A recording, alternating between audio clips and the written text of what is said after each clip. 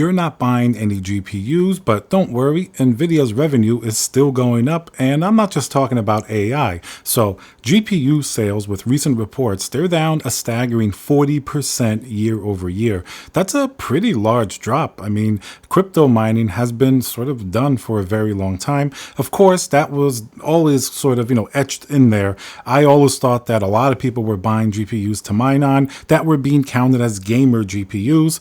Now, that's been gone a while, but still, with a bad economy and everything else and extremely high prices, that's one of the biggest problems here.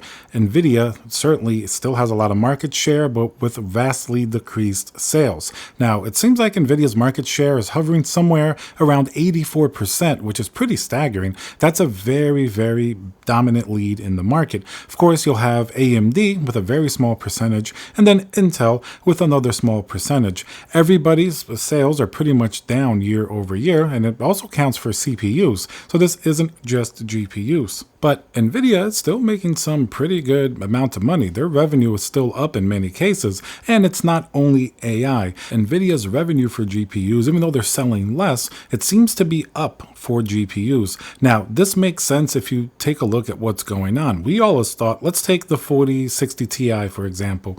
That GPU, or the 4070, or the 4070 Ti, all three of those actually, they should be probably different class GPUs. The 4070 Ti maybe should have been a 4060 Ti. 4060 Ti should have been something like, I don't know, a 4050, and there you go down the stack. That means that Nvidia gets away with using cheaper components, just shoehorning in their DLSS and their AI technology, which, don't get me wrong, it can be impressive in the right situations, but they're still selling inferior hardware compared to last generation, and that's why they're making more money per GPU. I mean, they would even gloat before that the average price for GPU sold is up, I think it was like $300 or something like that they talked about. Of course, when a 4070 Ti, which should have been maybe like $400 to $500, is selling for $799, even if they sell less, the amounts that they sell are going to be more revenue for them. It's going to be 70 class GPUs really selling at much higher prices.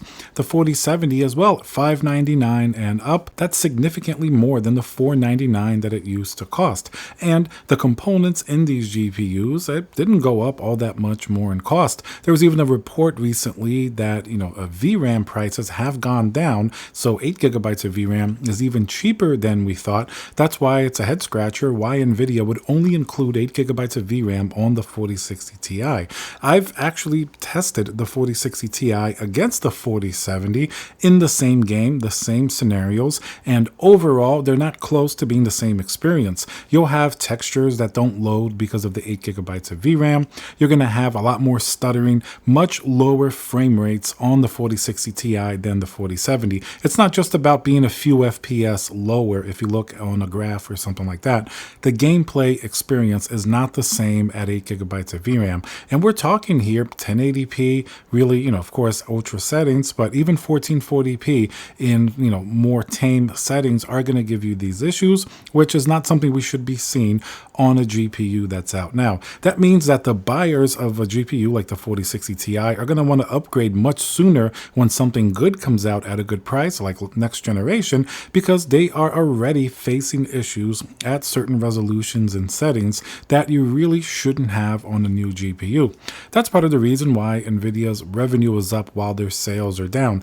It's much cheaper hardware being sold for much more expensive prices. So that's a major point. Not to mention, if we really start to dig into the other, GPUs in the stack, like the 4080, which used to be $699 as a 3080, and then magically the price just went up to $1199. Don't know how that happened. Well, I do kind of know, because that's all we talked about during the last few years. During the crypto mining craze, the 3080 went from a 10 gigabyte model to a 12 gigabyte model like this in the span, it seemed, of a few months, and that model came out at like over $1,200. It never had an official MSRP, but that's when Nvidia did that price jump. That was even more expensive than the MSRP of the 3080 Ti. How does that make any sense? Now, of course, we're stuck with these very high prices, and the GPUs that are selling, they're selling on average for much higher than last generation, so that way Nvidia can sort of turn that into a positive positive point,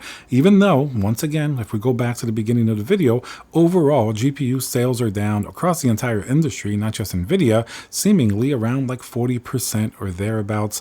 They say in the future we'll have more discrete GPUs in computers, maybe in the next 5 years. But for the next few years, I think the GPUs are going to go through a lot of growing pains, and Nvidia being stubborn at keeping these prices high, really not helping the situation that much at all. And you can see it's really aggravating gamers and consumers across the board. Even mainstream media, like sometimes on TV, they'll mention how Nvidia's gamer market is sort of faltering a bit and a lot of gamers are angry. So it's already gone beyond the scope of just a few gamers complaining about high prices. This is definitely something Nvidia is doing, high prices, and really, limiting the hardware. They could have given us much better specs for a 4070 Ti. The 4080, I can accept the specs of it. I think they're fine. 16 gigabytes of VRAM, I think for that class of GPU was fine. I don't like the price. I think it should have been at most like $999. But as we go down to the 4070 Ti, I never liked the 192-bit memory bus and only 12 gigabytes of VRAM on that GPU. That should have also had 16 gigabytes of VRAM. If we remember, Nvidia was going to sell that as a 4080. So as you can see, even though things aren't selling, some of the prices are still too high, which is part of the problem, but Nvidia is also making more per the GPU that they're selling. So this is all going to have to balance out during the next few years, or else PC gaming is just going to suffer a tremendous amount. We'll see what happens.